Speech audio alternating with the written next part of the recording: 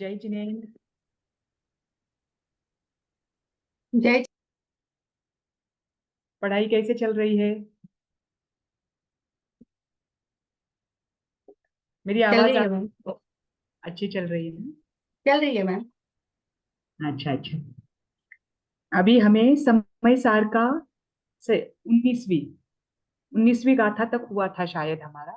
उसके आगे की गाथा कवर करनी है। आज हम ट्राई करेंगे कि 25वीं गाथा तक आए।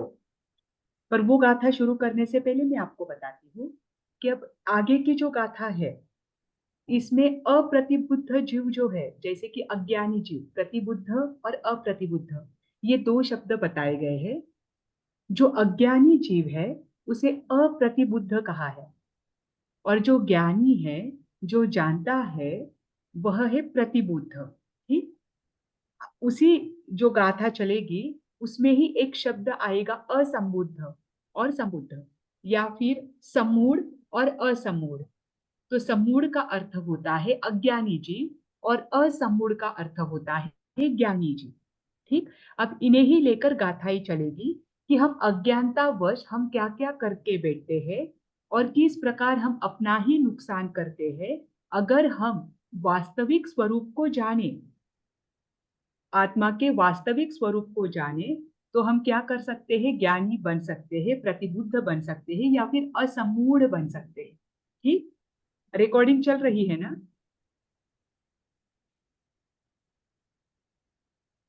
हाँ मैम, चल रही है। अभी देखो, हम पिछली गाथा में कहाँ थे? यही थे हम। नहीं, ये शुरू ही नहीं किया था ना अभी तक। हम्म। नहीं, ऐसे भी तो नहीं कहते मैम। 19 वाला हुआ था। 19। और 19 दो दो जो समय सार में नहीं है, निश्चय आत्मख्याति व्यवहार टीका से में है। अच्छा, हाँ। निश्चय और वो व्यवहार गाथा से चल रही का थी, कर्ता बराबर। बना। जो समय सार में नहीं है पर आत्मख्याति टीका में दी हुई है देखने के लिए, मतलब आगे का संदर्भ जोड़ने के लिए, जैसे कि बंध और मोक्ष की दी थी, और व्यवहार में और निश्चय नहीं की दी थी, है ना?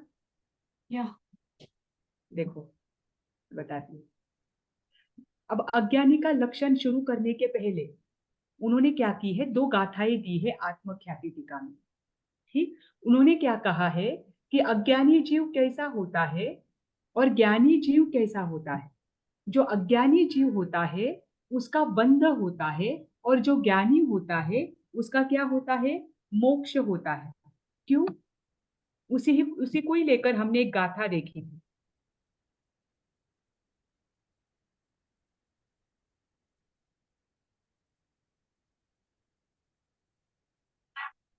हाँ, यही गाथा थी ना? ये गाथाएं आत्मख्याति टीका में है, मुख्य जो समय सार का ग्रंथ है उसमें नहीं है। पर आगे का संदर्भ, हम संदर्भ से हम जुड़े, इसके लिए ये गाथाएं दी गई है कि अज्ञानी जीव को जानने से पहले आप ये जानिए कि जो अज्ञानी जीव होता है उसका नियमित रूप से कर्मों का बंध ही क्यों होता है। क्यों होता है? क्योंकि वो जीव तथा जो अजीव है, पुद्गल द्रव्य है, उसमें क्या करता है वह? भेद ये नहीं गाथा कर हुई है हमारी। नहीं भी है मैम। हाँ। उसमें ही उसकी आत्मा हमेशा उपयुक्त रहती है, उनको ही वो अपना मानता है, या एकत्व बुद्धि इन दोनों में रखता है, जीव में और अजीव में। तो ऐसा अजीब में। जो जीव है वह अज्ञानी है, और उसका हमेशा बंध ही होता है। ठीक। और जो जीव और अजीव जो पुद्गल द्रव्य है, उसमें क्या नहीं रखता है? अपनी आत्मा को उपयुक्त नहीं रखता है, उसका मोक्ष होता है, और वह जीव ज्ञानी रहेगा। मतलब अज्ञानी का सबसे बड़ा नुकसान है कि वह नियमित रूप से क्या करता है? कर्मों का बंध करता है, आत्मा और पर द्रव्यों को एक मानने के कारण। ठीक।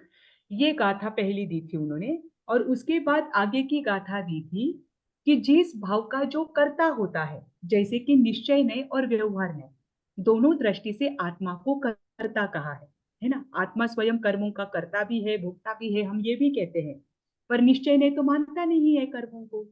तो उन्होंने यहाँ पर व्यक्त किया है, बताया है कि निश्चय नय से आत्मा स्वयं कर्ता होता है, यह कैसे देखे, और व्यवहार नय से आत्मा करता है, ये कैसे जाने। ठीक। तो इस गाथा में उन्होंने बताया है कि जम पुनरी भावम आदा, भावम आदा यानी भावम आदा, यानी भाव, और आदा यानी आत्मा। शौसेनी प्राकृत में आदा को आत्मा कहा जाता है। कत्तासु होदी तस्य भावसु, मतलब कत्ता यानी कर्ता, सो होदी यानी वह होता है, तस्य भावस यानी उस भाव का, जिस जिस भाव का वह करता है उसी भाव का क्या है, वह आत्मा। उस दृष्टि से ये निश्चय से देखो तो वो करता है, जो भाव उसका है उसी का वह करता है, ये निश्चय।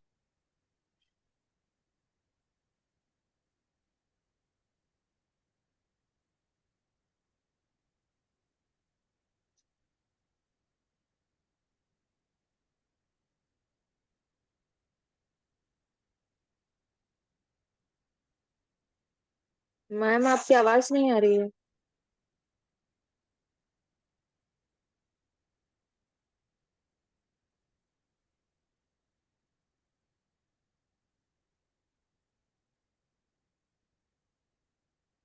हेलो।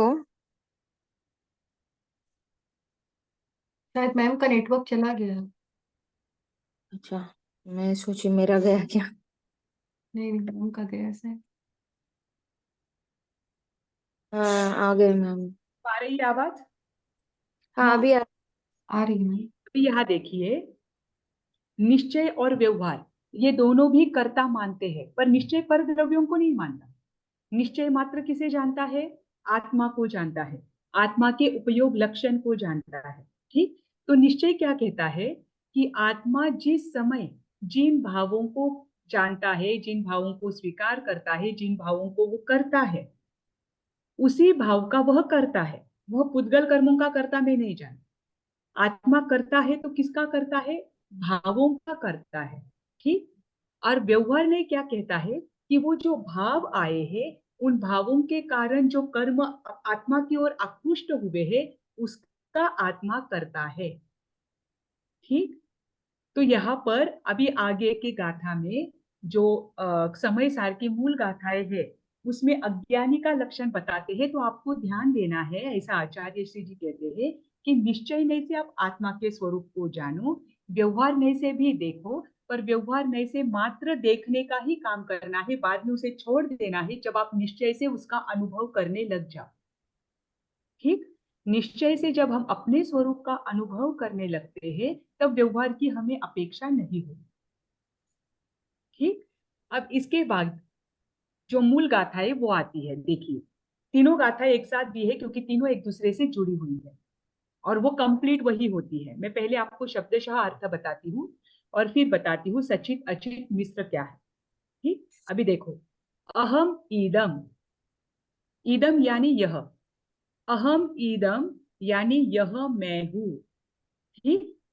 एदम अहम यानी वे सभी द्रव्य मैं हूं, जैसे कि मैं ये सब हूं और ये सब मैं हूं। उसके लिए ये शब्द है अहम इदम, एदम अहम, अहमेदस्य अम्मी, अथि मम एदम। अहमेदस्य अम्मी यानी अहम ईदस्य अम्मी, मैं इसका करता हूं या मैं इसका हूं और ये सब मेरे हैं। पहली लाइन का अर्थ क्या होता है कि ये सब मैं हूं और ये सभी द्रव्य, मैं ये सब हूं और ये सब मैं हूं। ठीक। और उसी में आगे बताया है कि मैं इन सभी का, ये सभी मेरे हैं और मैं इन सभी का हूं। ठीक। ये ही मैं हूं और मैं इन सभी का हूं, दोनों भी बातें दोनों दृष्टि से। अन्नम च परद्रव्यम, अन्नम यानी अन्य, जम परद्रव्यम जिसे परद्रव्य कहा जाता है, जो कि सचित अचित मिश्र रूप में होते हैं। सचिता, सचित अचित मिश्रम वह। अभी देखिए, यहाँ पर आत्मा क्या कह रही है, ये जो पर द्रव्य है जिसे अन्य कहा जाता है, ये सभी अन्य द्रव्य है, ये सब मैं हूं, और वे सभी द्रव्य जो है उन सब में मैं हूं, मैं वो मुझ में है। ठीक। इन सभी का मैं हूं, ये सभी मेरे हैं, दोनों भी बातें। ये कौन से द्रव्य? पर द्रव्य, जो किसमें डिवाइड किए उन्होंने? सचित अचित और मिश्र। अब मुझे बताए कि सचित कौन से है, अचित कौन से है और मिश्र कौन से है। परद्रव्य आपको पता है क्या है? आत्मा को छोड़कर जो भी द्रव्य पाए जाते हैं वे सभी परद्रव्य हैं। ठीक, इनको इन्होंने तीन भागों में विभाजित किया है। वे तीन भाग कौन से हैं? सचित, अचित और मिश्र। बराबर। अब मुझे बताए, आपके बाहर की दुनिया में आपकी आत्मा को छोड़कर सचित द्रव्य कौन से है, अचित द्रव्य कौन से है, मिश्र कौन से है? जो बाहर की दुनिया में आपके पास होते हैं, एक एक एग्जाम्पल बता दीजिए कि ये सचित है, ये पर द्रव्य है जिन्हें मैं अपना मानता हूं, ये अचित है जिन्हें मैं अपना कहता हूं, और ये मिश्र है।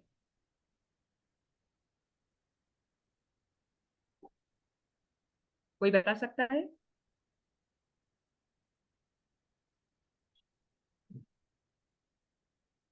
आप घर परिवार में रहते हो तो आपके घर परिवार में सचित कौन कौन है जिन्हें आप अपना अपना कहते हो?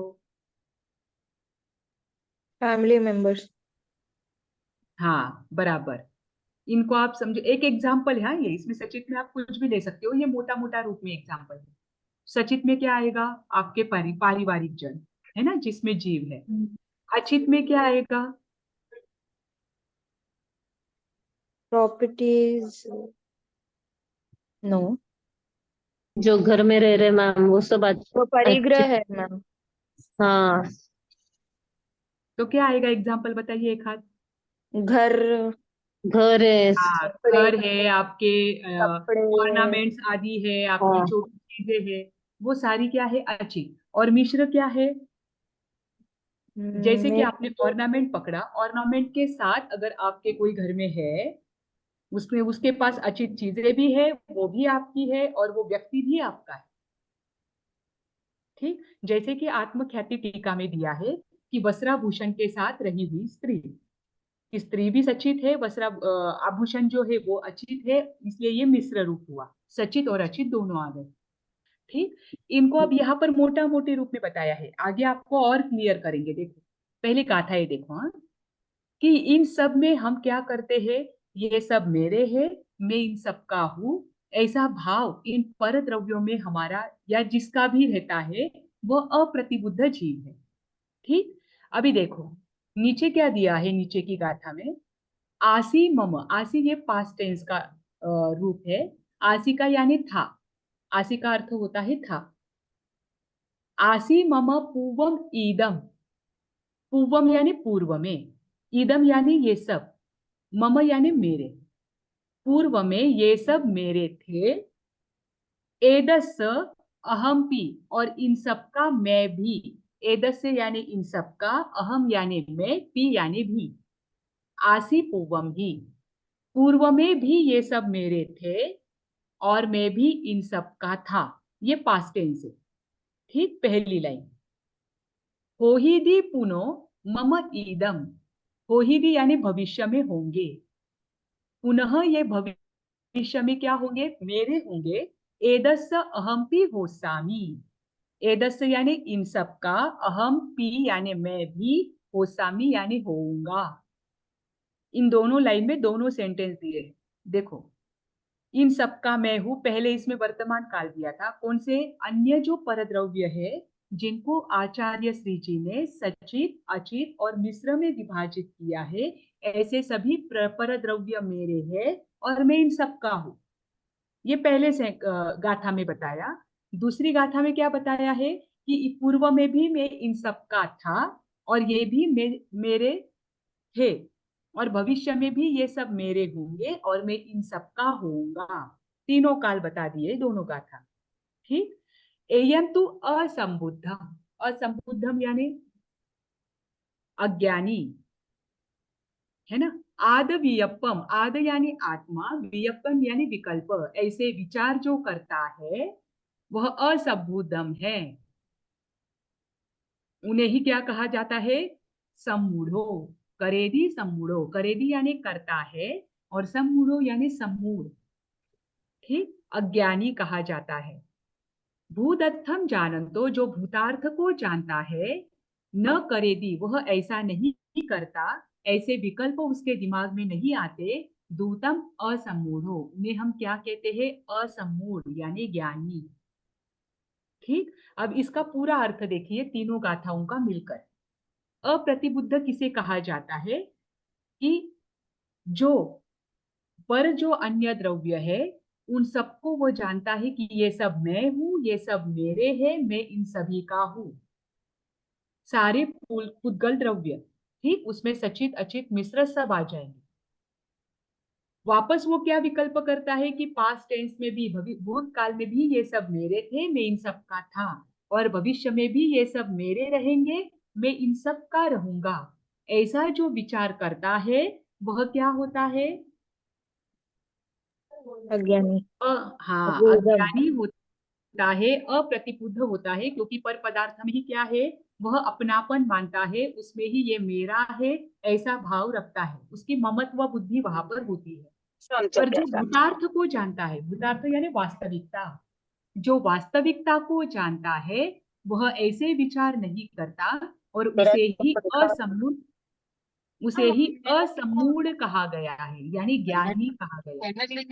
ठीक, अभी देखिए, अब यहाँ पर जो है सचित अचित और मिश्र, इसे लेकर गाथा में तो एक ही बताया कि सचित क्या है, अचित क्या है, मिश्र क्या है। यहाँ पर उदाहरण दिया है अग्नि और ईंधन का।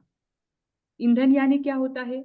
जिससे अग्नि जलती है, या अग्नि जलाने के साधन, है ना, उसे ईंधन कहा जाता है।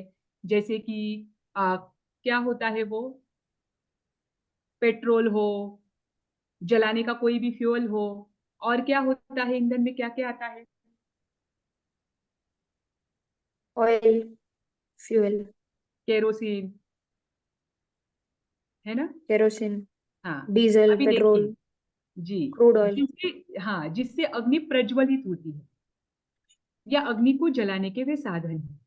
अगर कोई व्यक्ति जो जानता नहीं है, वो पहली बार देखे, या हम भी हम भी क्या करते हैं, अग्नि को ही ईंधन के रूप में देखते हैं। ईंधन और अग्नि दोनों साथ में चल रहे हैं, तो दोनों भी हमें कैसे दिखाई देते हैं? एक रूप दिखाई देते हैं, क्योंकि ईंधन की वजह से अग्नि और प्रज्वलित होती है। अग्नि अलग नहीं थी, ईंधन ने क्या किया, अग्नि को प्रज्वलित करने का कार्य किया, है ना। लकड़ी जलाना है तो लकड़ी आप कैसे जलाओगे? किसी ना किसी माध्यम से जलाओगे, बराबर। अगर कहीं आग लग जाती है, कहीं पर पेट्रोल गिर जाता है, तो पेट्रोल गिरने के बाद वो गर्म होने से क्या हो गई, वहां पर अग्नि प्रज्वलित हो गई। तो ईंधन ईंधन ही क्या दिखा वहां पर? अग्नि का कारण दिखता है, क्योंकि अग्नि पहले ही स्पष्ट रूप से नहीं दिखती। अग्नि तो ईंधन की वजह से हमें दिखाई देती है। पर इसका अर्थ ये हुआ क्या कि अग्नि और ईंधन एक है? नहीं। ईंधन अगर देखो, ईंधन जैसे कि पेट्रोल है, पेट्रोल यह ईंधन है, ठीक। अब पेट्रोल कहीं पर गिर गया, समझो गाड़ी पर गिर गया, और बहुत गर्मी थी, बहुत भीषण गर्मी थी। तो गर्मी की वजह से वो जो पेट्रोल गिरा हुआ था गाड़ी पर, उस गाड़ी पर भीषण गर्मी के कारण, या किसी ने माचिस लगा दी, उसकी वजह से वो गाड़ी जल गई, ठीक हुआ। अब ईंधन और अग्नि, ये दोनों आपको, अग्नि कब दिखाई दी? जब वहां पर ईंधन गिरा, या ईंधन की वजह से अग्नि प्रज्वलित आपको दिखाई दी। पर अग्नि भले ही पहले वहां नहीं थी, पर अग्नि और ईंधन तो एक नहीं हो सकते। ईंधन तो ईंधन है, अग्नि तो अग्नि है ना। वैसे ही ईंधन अगर कहीं और पड़ा हुआ है, तो वहां पर अग्नि दिखेगी क्या आपको? नहीं, नहीं दिखेगी। तो अग्नि और ईंधन जैसे कभी एक नहीं हो सकते, वैसे ही जीव और पुद्गल ये कभी एक नहीं हो सकते।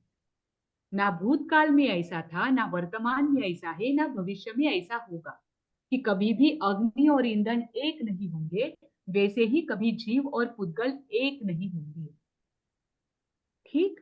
इसी को लेकर आपको आगे की गाथा में बताएंगे, 3 उदाहरणों से आपको समझाएंगे। पर यहाँ पर पहले आपको सचित अचित और मिश्र, इन तीनों को अलग अलग दृष्टियों से बताया है, उनको जानो। देखो, उन्होंने क्या कहा कि 3 दृष्टि से सचित अचित और मिश्र आपको दिखाई देंगे। जैसे कि पहली दृष्टि उन्होंने बताई गृहस्थ की अपेक्षा से, दूसरी दृष्टि बताई तपोधन मुनिराज की अपेक्षा से, और तीसरी दृष्टि उन्होंने बताई निर्विकल्प समाधिस्थ जो पुरुष है उसकी अपेक्षा से, कि सबके लिए सचित अचित और मिश्र क्या है। अब सभी छद्मस्त है, सभी संसार में है, तो सभी कहीं ना कहीं किसी ना किसी माध्यम से सचित अचित और मिश्र से जुड़े हुए हैं। जब तक उनके भाव शुद्ध नहीं होते तब तक वे क्या है, सचित अचित और मिश्र में क्या करते हैं, अपनेपन की कल्पना करते हैं। जैसे कि उन्होंने सबसे पहले बताया गृहस्थ, जिसमें शुभ भाव वाला भी गृहस्थ होता है और अशुभ भाव वाला भी गृहस्थ होता है, परंतु है तो वो गृहस्थ ही। जब तक गृहस्थ गृहस्थ अवस्था में है तब तक उसमें अपनेपन का भाव रहता ही है। तो गृहस्थ की अपेक्षा से वे बताते हैं कि अगर गृहस्थ की दृष्टि से देखो तो सचित क्या है, उसके पुत्र स्त्री आदि ये क्या है, सचित है। उसके मन में उनको लेकर अपनेपन का भाव होता है। ठीक।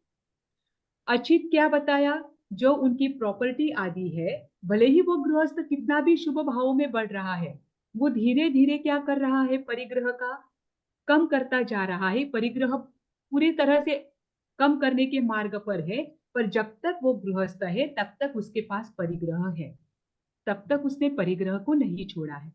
तो इस अपेक्षा से उसका जो घर है, उसका जो प्रॉपर्टी आदि है, कुछ भी चीज हो, जो आभूषण आदि है, वे सब क्या है, अचित है।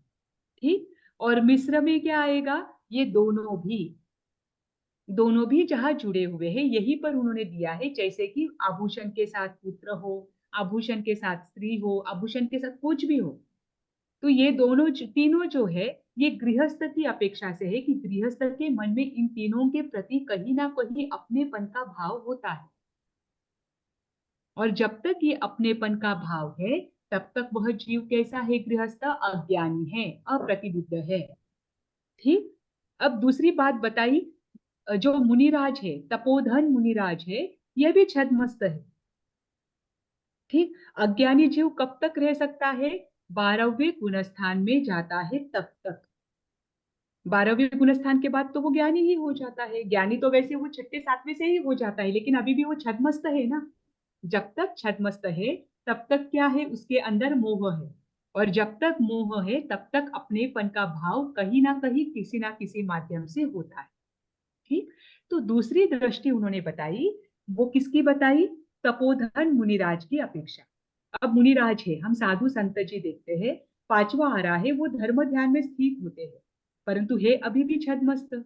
उनके पास तो ये नहीं होता है, स्त्री पुरुष, आप बच्चे, घर, प्रॉपर्टी। मेरी आवाज आ रही है ना? आ रही है मैम। हाँ। आ रही है। हाँ। तो उनके पास तो ये नहीं होता है, तो उनके लिए सचित अचित मिश्र क्या होगा। जैसे कि साधु संत है, उनके पास उनके लिए सचित क्या होगा, बताइए आप। उनके शिष्य बराबर। उनके छात्र शिष्य आदि क्या है, सचित है। अचित क्या होगा, उचित उनके किताबें बराबर। अम, पुस्तक, अगर मंदिर मार्गी है, दिगंबर परंपरा के साधु है तो उनके पास क्या है, कमंडलू होता है। श्वेतांबर परंपरा के साधु है तो उसमें मूर्ति पूजक के पास दंड आदि होता है। जो स्थानकवासी है उनके पास पात्र आदि होता है। जो संयम के उपकरण है वो क्या है, अचित है ना। अचित पुद्गल द्रव्य है। और तीसरा क्या है, मिश्र। मिश्र इन ये दोनों दोनों में। दोनों रूप में, तो वो भी छद्मस्त है जब तक उनमें तपोधन मुनिराज जो है उनके मन में सचित अचित मिश्र में अपनेपन की कल्पना है, तब तक वे भी अप्रतिबुद्ध है एक दृष्टि से। परंतु वे उस मार्ग पर है, इसीलिए वो क्या है, हमेशा से बढ़कर है। वो आगे आगे जैसे ही उनका अपनापन छूटेगा वो क्या हो जाएंगे, वास्तविक स्वरूप को जानेंगे, जाने तो वे ज्ञायक स्वभावी बनेंगे। ठीक।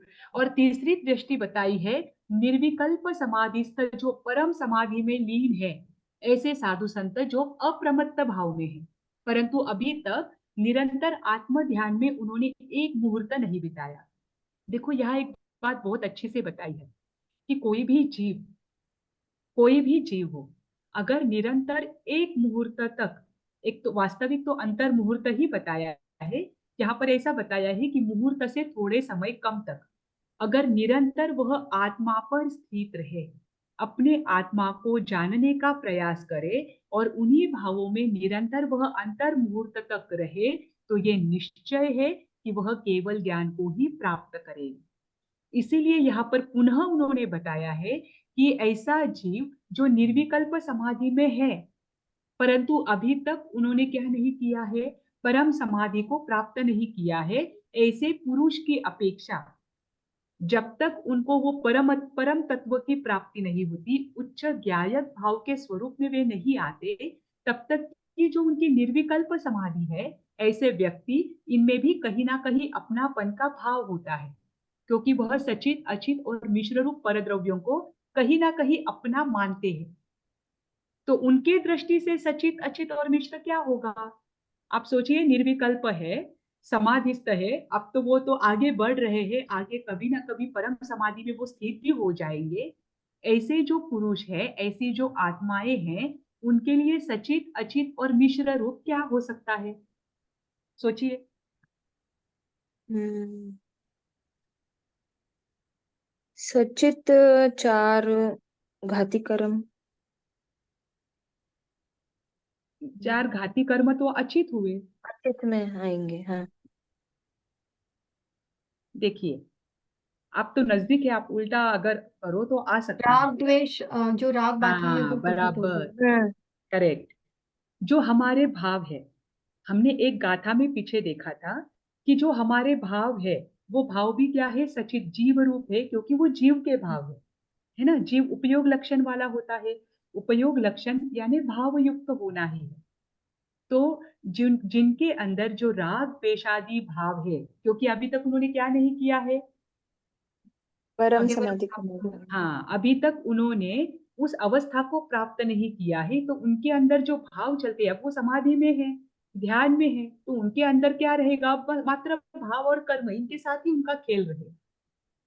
तो जो उनके अंदर राग द्वेष आदि जो भाव है, वो एक दृष्टि से उनके लिए सचित का कार्य कर रहे हैं, है ना? हाँ, सचित में वो क्या कर रहे हैं? सचित परद्रव्यों में अपनापन रख रहे हैं। दूसरा क्या है? उनके जो द्रव्य कर्म है, चाहे चार घाती हो चार अघाती हो, जो द्रव्य कर्म उनके साथ जुड़े हुए हैं, उनको वो अपना कहते हैं कि ये कर्म मेरे हैं, इसलिए मुझे क्या हो रहा है? ऐसी अनुभूति हो रही है, क्योंकि अभी तक उन्होंने परम अवस्था को प्राप्त नहीं किया है। तो ये मेरे ही कर्म है, ऐसे वो बोलते हैं। तो ये अचित द्रव्य कर्म जो है, जो 8 प्रकार के बताए हैं, वे क्या है? उनके लिए अचित परद्रव्य अचित है। और मिश्र में क्या आएगा? उनके भाव भी और परम उनके कर्म भी। परम। ये दोनों भी क्या है? उनके लिए परद्रव्य के समान है, और उनमें अगर अपनापन रखते हैं, तब तक वे प्रतिबुद्ध नहीं हो सकते। तो तीनों दृष्टियां यहाँ पर बताई है कि जब तक जीव में ये मेरे है, मैं इनका हूं, ऐसा भाव रहेगा, चाहे वह गृहस्थ जीव हो, चाहे वह तपोधन मुनिराज हो, चाहे वह परम समाधि में निर्विकल्प समाधि में स्थित पुरुष हो, उनके लिए जब तक ये तीनों में उनका अपनापन है, चाहे भूतकाल में हो, भूतकाल में भी ये मेरे थे ऐसे भाव हो, भविष्य में भी ये मेरे रहेंगे ऐसे भाव हो, या वर्तमान में भी ये मेरे हैं ऐसे भाव हो, तब तक वे सम्मूढ़ है। जिस दिन वे भूतार्थ को जानेंगे, भूतार्थ को जानना यानी वास्तविकता को जानेंगे, आत्मा के सच्चे स्वरूप में रमन करेंगे, उस दिन वे कैसे रहेंगे? प्रतिबुद्ध रहेंगे, असम्मूढ़ रहेंगे, या फिर ज्ञानी बनेंगे। ठीक, ये गाथा समझ में आई? आगे का लू। हाँ मैम। अभी अप्रतिबुद्ध जीव को लेकर 3 उदाहरण दिए हैं, सचित अचित मिश्र 3 कैटेगरी, तो आप लिख पाओगे? इस पर मैम। मैम आपके मैम जैसे कि देखिए, आपके अप्रतिबुद्ध जीव, वीडियोस लिंक पे है फिर से। अभी तो मैंने नहीं डाले होंगे शायद, पर मैं डाल देती हूँ, मैम ये बीच में रिकॉर्डिंग के हो दो रही। तीन मतलब नहीं है तो वो चाहिए थे। जी जी जी, मैंने शायद 3 तक डाला होगा, चौथा तो रिकॉर्ड ही नहीं किया था, छठा नहीं किया था मेरे हिसाब से, तो उसके बाद के तो मैंने भेजे ही नहीं है। मैं भेज दूंगी। हाँ मैम। जी, देखिए, आपको अगर पूछे, अप्रतिबुद्ध जीव जो है, अज्ञानी जीव जो है, जो परद्रव्य सचित अचित मिश्र परद्रव्य में स्थित होने के कारण उन्हें अज्ञानी कहा जाता है। तो उनको तीन भागों में, तीन कैटेगरी में उनको डिवाइड किया है, वो भी बताइए। हेलो, मेरी आवाज आ हाँ रही है ना? हाँ हाँ मैम। तो पहली अगर ये दृष्टि तीन से कैटेगरी, गृहस्थ वही ना मैम। हाँ, सचित अचित मिश्र, और इनको मिश्र। तीनों की दृष्टि से सचित अचित मिश्र की कल्पना, उनमें अपनेपन का भाव बताइए। तो आपको ये आएगा ना लिखना? हाँ मैम। आएगा तो 5 मार्क में ही आएगा, या फिर 2 प्रश्न साथ में आएंगे। तो ये ध्यान रखना कि गृहस्थ की अपेक्षा से सचित अचित मिश्र में अपनापन क्या है, एक तपोधन मुनिराज की अपेक्षा से क्या है, और एक परम समाधि निर्विकल्प समाधि में जो स्थित मनुष्य है, पुरुष है, उनकी अपेक्षा से क्या है। ठीक, इसका एक बार अर्थ देख लीजिए। देखिए, जो पुरुष, ये तीनों गाथाओं का साथ में है, मिलकर है, इसीलिए उन्होंने साथ में दिया है। जो पुरुष अपने से भिन्न पर द्रव्यों में, यानी सचित अचित मिश्र में, सचित यानी श्री पुत्रादि, अचित यानी धन धान्य आदि, और मिश्र यानी ग्राम नगर आभूषण आदि जो भी है, मैं ऐसा विकल्प करता है कि मैं ये हूं और ये सब द्रव्य मैं हूं, मैं इनका हूं, ये मेरे हैं, ये मेरे पहले थे, इनका भी मैं पहले था, तथा ये सब भविष्य में मेरे होंगे, मैं भी भविष्य में इनका होऊंगा। इस प्रकार मिथ्यारूप विचारों को जो आत्मा करता है वह मूढ़ है, अज्ञानी है। किंतु जो पुरुष वस्तु का वास्तविक स्वरूप भूतार्थ को जानता है, वह ऐसे झूठे विकल्प नहीं करता, वह ज्ञानी है। ठीक, ये थी 22वीं गाथा तक। अब 23, 24, 25।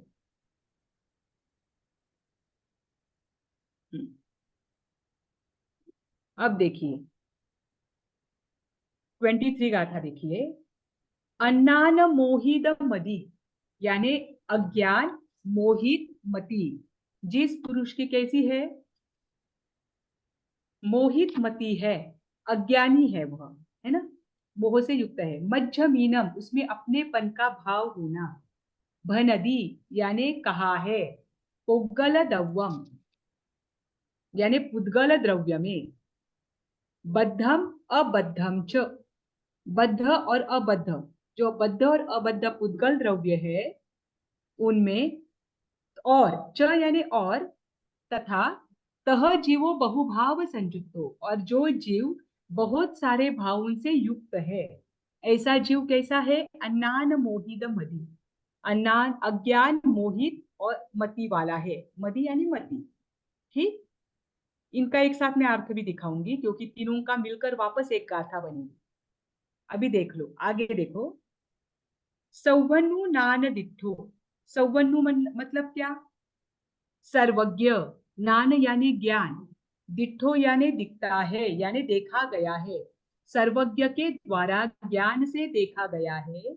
जीव व ओग लक्षणो नित्यम, इसका अर्थ बताइए। जीव व ओग लक्षणो, कौन बताएगा?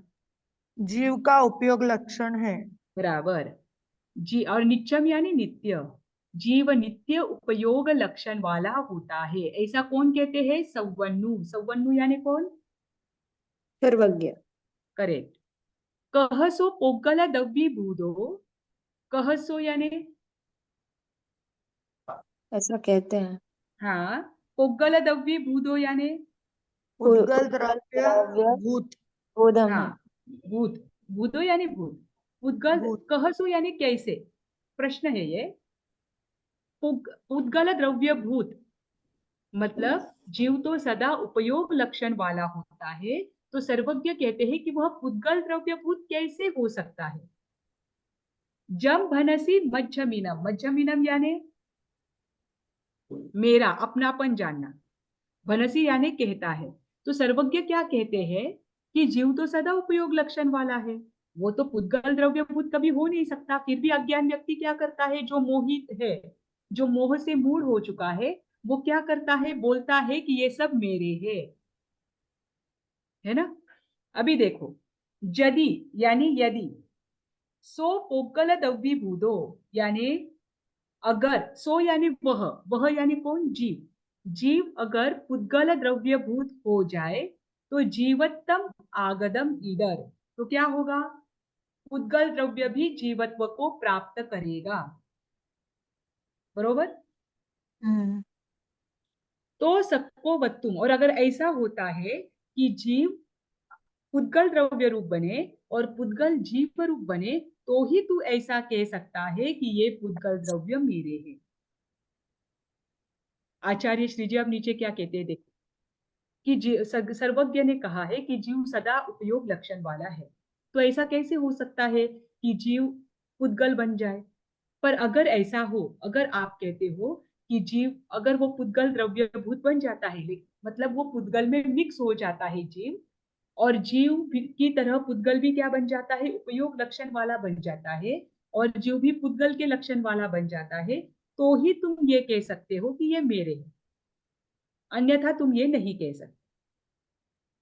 और ऐसा हो सकता है क्या कभी, ऐसा कभी हो सकता है क्या, जीव पुद्गल द्रव्य वाला बन जाए और पुद्गल द्रव्य जीवत्व रूप में आ जाए। नहीं। नहीं मैम। नहीं हो सकता। अब इसका अर्थ देखिए, पूरा अर्थ देखिए, फिर मैं आपको एक्सप्लेन करती हूँ। देखो, अज्ञान से मोहित बुद्धि वाला यानी मति वाला जीव बद्ध और अबद्ध पुद्गल द्रव्य को अपना कहता है, तथा वो हमेशा बहुत भावों से युक्त रहा है। सर्वज्ञ के ज्ञान में देखा गया है कि यह जीव द्रव्य नित्य यानी सदैव उपयोग लक्षण वाला है।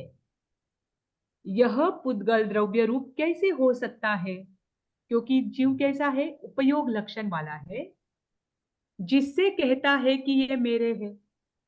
अगर यदि वह पुद्गल, वह यानी कौन, जीव, पुद्गल द्रव्य रूप हो जाए और पुद्गल जीवत्व को प्राप्त करे, तब ये कहना शक्य होगा कि यह पुद्गल द्रव्य मेरे है। ठीक, देखो अब मैं एक्सप्लेन करती हूँ। यहाँ पर तीन बातें बताई है, ये तीनों भी बातें किसकी अपेक्षा से बताई है, कि अज्ञानी जो मोहित जीव है, जो मूल हो चुका है मोहनीय कर्म के कारण, उसकी बुद्धि क्या होती है कि ये सारे पुद्गल द्रव्य जो है, इवन शरीर से लेकर बद्ध और अबद्ध दोनों भी बताए हैं। बद्ध यानी शरीर आदि जो हमारे हमसे हमेशा के लिए जुड़े हैं, जब तक हम यहाँ से मृत्यु को प्राप्त ना करें, और अबद्ध यानी बाहर की हमारी चीजें।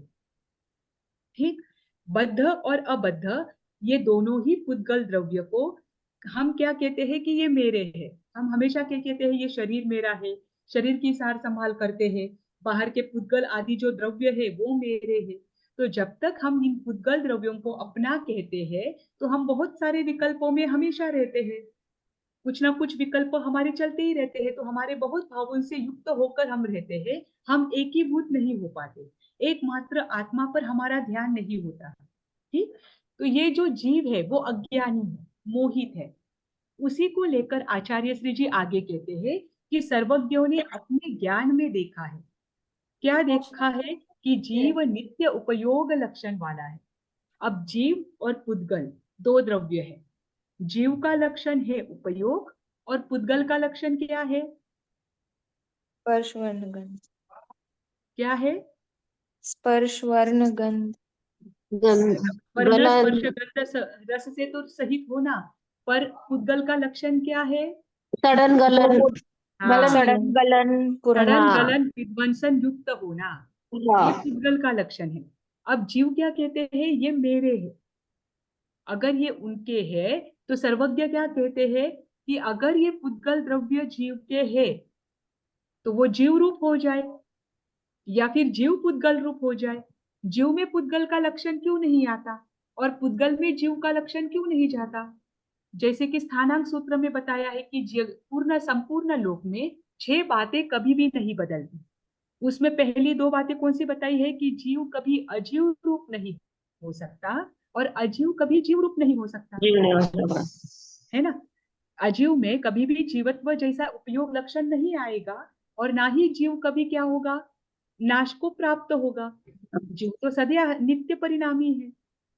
ठीक, तो फिर वो कहते हैं कि फिर जीवत्व में पुद्गल के लक्षण नहीं आते और पुद्गल में जीवत्व के लक्षण नहीं आते। अगर आप कहते हो कि ये पुद्गल मेरे है, तो पुद्गल जीवत्व रूप बन जाए या फिर जीव पुद्गलत्व रूप बन जाए, तो ये हो सकता है कि आपका वाक्य सही हो कि ये पुद्गल द्रव्य मेरे है। पर अगर ऐसा कभी नहीं होता है कि आपके लक्षण पुद्गल में जाए और पुद्गल के लक्षण आप में आए, तो ये बात संभव ही नहीं है कि ये पुद्गल द्रव्य मेरे है ना। तो इसे लेकर उन्होंने 3 उदाहरण दिए। ठीक, कि इससे जीव जाने, उसमें सबसे पहला उदाहरण दिया है स्फटिक पाषाण का। स्फटिक मणि पता है आपको? स्फटिक मणि का उदाहरण दिया है। क्रिस्टल, स्फटिक हाँ मणि, हाँ, जो एकदम प्योर आता है। वो हाँ क्लियर मतलब, दिखता है, क्लियर। हाँ, उस चारों ओर से उसके सारे अंदर के डायमेंशन, अभी सभी ओर से देखो आपको वो अंदर तक दिखता है ना। तो ये स्फटिक मणि है। अगर इसे अपने अलग अलग पाषाणों के बीच में रखा, या फिर ऐसा पाषाण है जिसमें बहुत सारे कलर है, उसके बीच में स्फटिक को रखा, तो क्या कैसा दिखेगा वो स्फटिक? या फिर ये पाषाण समझ में। लो कि स्फटिक मणि है, उसे आपने बीच पाषाण में यानी रखा। पत्थर ना? हाँ, स्फटिक मणि लो, स्फटिक पत्थर लो, नहीं जो, नहीं, पाषाण पाषाण। अच्छा, पाषाण यानी पत्थर, अलग पत्थर, अलग हाँ रंग के। पत्थर। हाँ। अभी देखो, तो मुझे आप बताओ कि एक स्फटिक मणि है, उसको आप सभी कलर के जो पत्थर है उनके बीच में रखो, सब उसके बाजू में स्फटिक रखो, स्फटिक बीच में रखो और बाजू में सभी कलर के पत्थर रखो, तो कैसा दिखेगा वो स्फटिक पत्थर या मणि कुछ भी हो? वो है जैसे ही दिखेंगे मैम। है जैसे कैसे दिखेगा? मैम वो क्लियर सब दिखता है, कलर आपको का पता है दिखेगा। क्या? सब विबजॉर कलर का निकलता दिखेगा। है ना। एक एक सब सब कलर का दिखेगा। हाँ, स्फटिक मणि कैसा होता है, वो सफेद रंग का मात्र स्फटिक मणि ट्रांसपेरेंट। होता है, उसमें कलर नहीं होता। तो उसमें क्या होता है, सभी मैम पत्थरों के लेकिन जो, आजकल तो अलग अलग कलर आते हैं ना उसमें तो। हाँ। नहीं नहीं, मैं सफेद की बात कर रही हूँ। एक्चुअल में स्फटिक मणि एक ही रंग का होता है, ये तो सारे आजकल यूज करने के लिए नकली होते हैं ना। हाँ। तो अभी देखिए, उसमें बताती हूँ कि उन्होंने क्या उदाहरण दिया है कि स्फटिक मणि है और वो विविध पाषाणों के, विविध रंगों के पाषाणों के बीच में रखा, तो कैसा दिखेगा, विविध वर्ण वाला दिखता है ना। विविध रंग वाला वह भासित होता है, तो विविध रंग का भासित होने के कारण वह विविध रंग रूप है क्या? नो। अगर हमेशा से आप पत्थरों के बीच में ही उसे रखो, तो जो भी आएगा जाएगा उसे वो विविध वर्ण वाला ही दिखाई देगा। वो कल्पना भी नहीं करेगा कि ये स्फटिक अगर अलग निकाला तो ये व्हाइट भी हो सकता है। इतना वो एक रूप दिखाई देता है, अगर सभी पत्थरों के बीच में अगर आप उसे सेट करो तो। पर वो विविध वर्ण वाला है क्या? नहीं। विविध रंगों के बीच में होने के बाद भी, विविध वर्ण उसके अंतस्तल में जाने के बाद भी, स्फटिक कैसा है, शुद्ध है, और ये विविध वर्ण क्या कर रहे हैं, उसे अलग अलग रंग का बना रहे हैं, है ना। वैसे ही ये आत्मा है, स्फटिक के समान, कि ये हम इस संसार में इतने जुड़े हुए हैं, इतने हम व्यवहार से देखते हैं कि ये आत्मा शरीर को छोड़कर, अन्य भावों को छोड़कर एक शुद्ध स्वरूप में है, ऐसा हम इमेजिन नहीं कर पाते हैं, क्योंकि उसका अनुभव हमने आज तक किया नहीं। हम आज तक किस में रहे हैं, मात्र मोह से, मोह के वशीभूत होकर रहे हैं। मोहित बुद्धि हमारी होने के कारण हमने कभी आत्मा के वास्तविक स्वरूप को जाना ही नहीं। पर ऐसा नहीं हो सकता है कि जो अन्य द्रव्यों में हमने हमेशा आत्मा को देखा है, वो अन्य द्रव्य रूप हम है या वो हमारे बन जाए। जैसे कि स्फटिक मणि है, स्फटिक मणि कितने भी हमेशा से रंगों के बीच में रहा हो, पर फिर भी वो रंग कभी उसके नहीं बन सकते। जैसे ही स्फटिक मणि आपने अलग से निकाल लिया, वो रंग भी क्या हो जाएंगे, वो वर्ण भी वही के वही रह जाएंगे, स्फटिक मणि तो शुद्ध ही दिखेगा। ठीक, तो तो इसीलिए, मैम, हाँ, तो कहा जा सकता है कि व्यवहार नहीं से स्फटिक मणि विविध रंगों वाला दिखता है। हाँ, और व्यवहार निश्चय नहीं से, पर निश्चय से। स्फटिक मणि अपना ही कोई रंग वाला नहीं है, हाँ, वह शुद्ध निर्मल स्फटिक मणि। स्वभाव वाला हाँ। है ना, निर्मलता है। तो ये निश्चय से है, परंतु वास्तविक स्वरूप क्या है बताइए स्फटिक मणि का। अब आपने दोनों भी देखे। शुद्ध मैम उसका निर्मल। वास्तविक स्वरूप ये है कि वो बहुत ठंडा होता है और एकदम वाइट होता है। हाँ? कैसा होता है? गंदा भी वो और श्वेत वाइट भी। होता है। हाँ, निर्मल स्वभाव वाला होता है ना। हाँ, और हाँ, उसका गुण ये है कि वो बहुत ठंडा रहता है। अच्छा, हाँ, ठंडा। ये है। तो वैसे ही जीव का अभी बताइए, जीव का वास्तविक स्वरूप क्या है? उपयोग। हाँ, उपयोग लक्षण वाला। तो ये पुद्गल द्रव्य जो मेरे है, वो मेरे है क्या वास्तव में? नो। नहीं। नहीं है। ये यहाँ पर उन्होंने बताया है। फिर दूसरा उदाहरण उन्होंने दिया है घास और अनाज का। देखिए, एक परम अविवेक पूर्वक एक हाथी है। हाथी हमेशा घास खाता है, ठीक। उसका कोई ध्यान नहीं है, वो बहुत अविवेक पूर्वक क्या कर रहा है, वो खाना खा रहा है। उसे घास खिलाया और घास के बीच में उसे अनाज खिलाया। तो उस हाथी को क्या लगता है कि मैं घास ही खा रहा हूं। वो घास और अनाज के अंतर को समझ नहीं पाता है। किसकी वजह से? परम अविवेक पूर्ण होने के कारण, ठीक। घास और अनाज का अंतर उसे क्या नहीं हो रहा है, ध्यान में नहीं आ रहा है।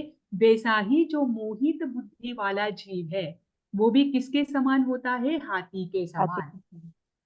जो उसे घास भी खिलाओ और अनाज भी खिलाए तो भी उसे क्या लग रहा है, मैं घास ही खा रहा हूं। वैसे ही इस मोहित जीव को पुद्गल द्रव्य रूप ही स्वयं भासित होता है। उसे लगता है ये पुद्गल द्रव्य जो है यही मैं हूं। यही तक क्या है, मेरा भेद है, क्योंकि उसने आज तक कभी भेद को जाना ही नहीं कि आत्मा ऐसी है और शरीर ऐसा है, ठीक। और तीसरा उदाहरण दिया है नमक का। देखो, एक उन्होंने क्या कहा कि बरसात का नमक है। नमक का जैसे कि सॉल्ट, ये होते हैं सॉल्ट पैन जहां पर सॉल्ट बनता है। नमक है। नमक अगर बरसात के पानी से भीग जाए तो वो नमक कैसा होगा? बरसात आ गई और वो पानी रूप हो गया, तो वो क्या हो जाएगा, पानी में मिक्स हो जाएगा, बराबर। यस आपको मैम। पानी में, आपको खारा पानी अगर आपके सामने थोड़ा लाकर रखा तो आपको ध्यान में आएगा क्या ये खारा पानी है दूर से देखकर? नहीं। नहीं ध्यान में आएगा। जब आप उसे टेस्ट करोगे तब आपको टेस्ट ध्यान में करेंगे आएगा कि तभी अरे, पता चलेगा। तो ये थोड़ा खारा लग रहा है, नहीं। ठीक है ना। तो पानी में नमक मिक्स हो गया। पर यही पानी अगर आप धूप में रखो तो क्या हो जाए, उसे बहुत गर्मी रखो, बहुत उष्णता में रखो, तो पानी सूख गया तो नीचे क्या रहेगा? वो ऑपरेट हो जाएगा, सॉल्ट नीचे रह जाएगा। हाँ, वो नमक नीचे रह जाएगा। अब नमक पानी में मिक्स हो गया था। नमक तो हमें दिखाई भी नहीं दे रहा था, फिर भी नमक पानी रूप हो गया क्या पूरी तरह से?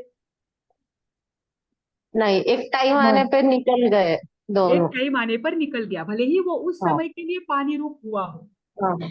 परंतु एक समय आने के बाद वो क्या हो गया? उस पर अगर अलग हो आपने गए। कोई, हाँ, प्रोसीजर की, कोई पद्धति की, तो वो क्या हो गया? अलग हो गया। परंतु आगे क्या कहते हैं कि भले ही ये नमक क्या हो गया है, पानी में आपको एक रूप दिखाई देता है, लेकिन आत्मा और पुद्गल तो इतने भी एक रूप नहीं है जितने यहाँ पर दिखाई देते हैं।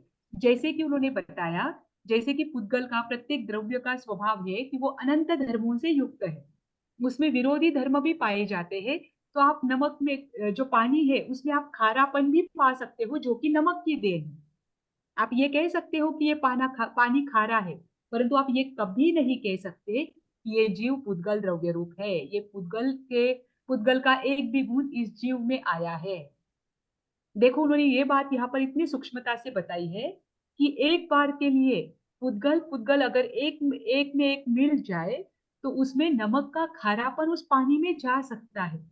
एक बार के लिए उतना भी वो थोड़ा सा आप मिक्स मान सकते हो, लेकिन जीव और पुद्गल इतने भी मिक्स नहीं होते, उनमें इतना भी एकपन नहीं होता है। एक भी गुण पुद्गल का ना जीव में आता है ना जीव का पुद्गल में जाता है। वो क्या है, हमेशा से एक दूसरे से जुड़े ही रहे हुए हैं। फिर भी हम क्या करते हैं, मोह के कारण पुद्गल द्रव्य और आत्मा को एक रूप मान लेते हैं, जिसकी वजह से हमें क्या नहीं होता है, वास्तविक सुख की प्राप्ति नहीं होती है। हम हमेशा क्या होते हैं, दुखी होते रहते हैं और संसार में घूमते हैं, संसार परिभ्रमण करते हैं। तो यहाँ पर उन्होंने 3 उदाहरण कौन से दिए हैं? पहला उदाहरण कौन सा दिया? स्फटिक मणि का। स्फटिक मणि का दिया। दूसरा कौन सा दिया? हाथी और घास या अनाज का। या हाथी, घास और अनाज का। और तीसरा कौन सा दिया? नमक नमक का। और पानी नमक का। और पानी का। हाँ, उसमें उन्होंने क्या कहा कि एक बार के लिए खारापन और प्रवाहीपन ये साथ में रह सकता है। नमक का स्वभाव है खारापन और जल का स्वभाव है प्रवाही होना। तो एक बार के लिए ये दोनों आपको एक साथ में दिखेगा, परंतु आपको उपयोग लक्षण और अनुपयोग लक्षण वाला उद्गल ये कभी भी साथ में नहीं दिखेगा, है ना। यहाँ पर ये 25वीं गाथा पूर्ण हो जाती है। आज हम यहीं पर रुक जाते हैं क्योंकि 3 बजे हमारी पीएचडी की मीटिंग है, ओरिएंटेशन की। ठीक। मैम ये तीनों भी मिक्स है क्या? 23rd हाँ, ये 24th? तीनों गाथाएं साथ में है, सब मिलकर है। पीछे भी इसमें यही हुआ था, हाँ। तीनों मिलकर एक गाथा होती है। मैम ये कहाँ से आप रेफर कर रहे हो मैम? जो किताब मैंने आपको दी है, हाँ। जो किताब आपको दी है ना, वही से रेफर कर रहे हैं। अच्छा मैम। हाँ, और उसमें भी मैंने शायद आपको 2 किताबें दी है। देखती हूँ मैम, चेक कर। हाँ, तो वो दोनों भी किताबें आप पढ़ो, ऑलमोस्ट सेम है। पर वो दोनों मतलब उससे एक भी रेफर की तो भी आपको क्लियर हो जाएगा, क्योंकि मैं एक ही पढ़ी, दोनों में भी ऑलमोस्ट सेम है, मैंने दोनों देखी।